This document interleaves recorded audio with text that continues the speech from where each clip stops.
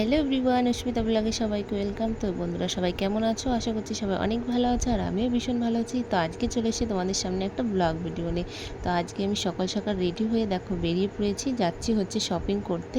আর shopping করতে কেন যাচ্ছি আর কোথায় যাচ্ছি পুরো ব্লগটা তোমরা দেখতে থাকো, জানতে পারবে।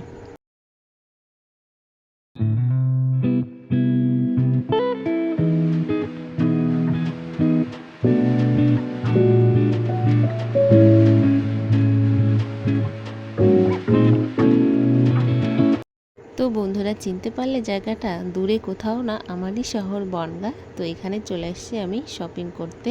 তো আমার সঙ্গে এসছে আমার দিদির মেয়ে, আর আমি এখানে আমার বর বলেছিল আমাকে শপিং করতে নিয়ে আসবে। তো ও একটু কাজে ব্যস্ত ছিল, ওই জন্য আসতে পারিনি।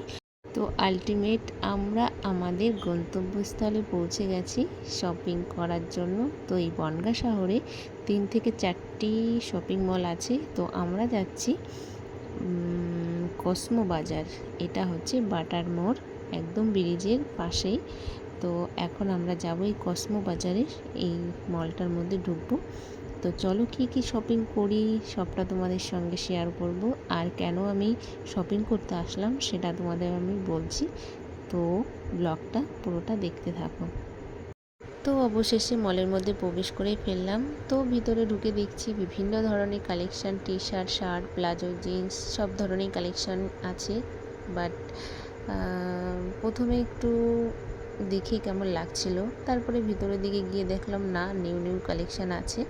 তো আর এই বনগাঁ শহরে 3 থেকে 4টে মল আছে। তো প্রথম ভেবেছিলাম আগে এখানেই যাই। তো ফার্স্টেই যেই মলটা ছিল বাটার মোড়ের কসমো বাজার, এখানে তোমরা হয়তো অনেকেই এসেছো।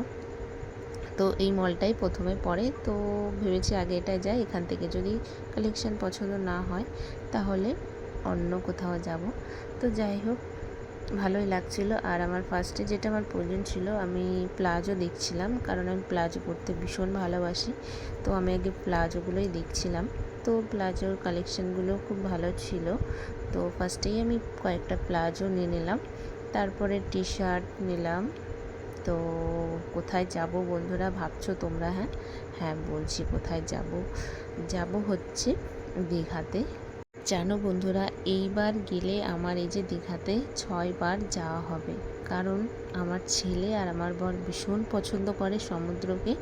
তো আমি এই 3 বছর পরে যাচ্ছি, কারণ আমার মম হওয়ার পরে আমি এখনও যাইনি। কিন্তু মম যখন ছোট ছিল আমার বর আর আমার ছেলে কিন্তু যেত, কিন্তু আমি যাইনি। কিন্তু এই যে আমি মম হওয়ার 3 বছর পরে আমি যে যাচ্ছি, অনেক দিনই যাই না।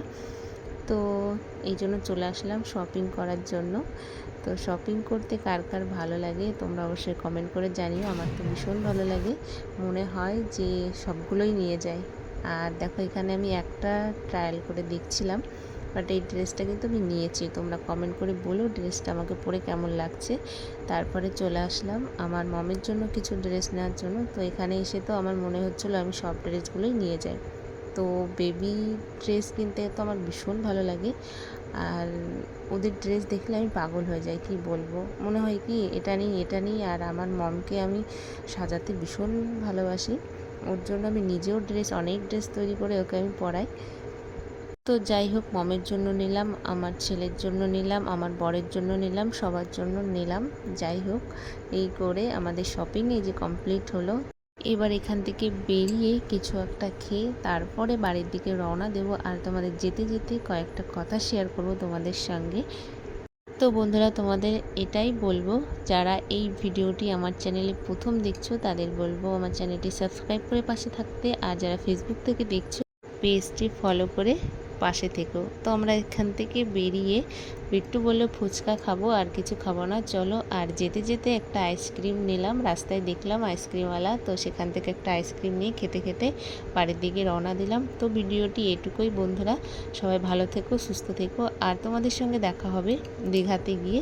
ভালো ভালো নিউ নিউ ব্লগ তোমরা দেখতে পাবে। আমরা দীঘার এনজয় তোমাদের সঙ্গে পুরোটা শেয়ার করবো। তো সবাই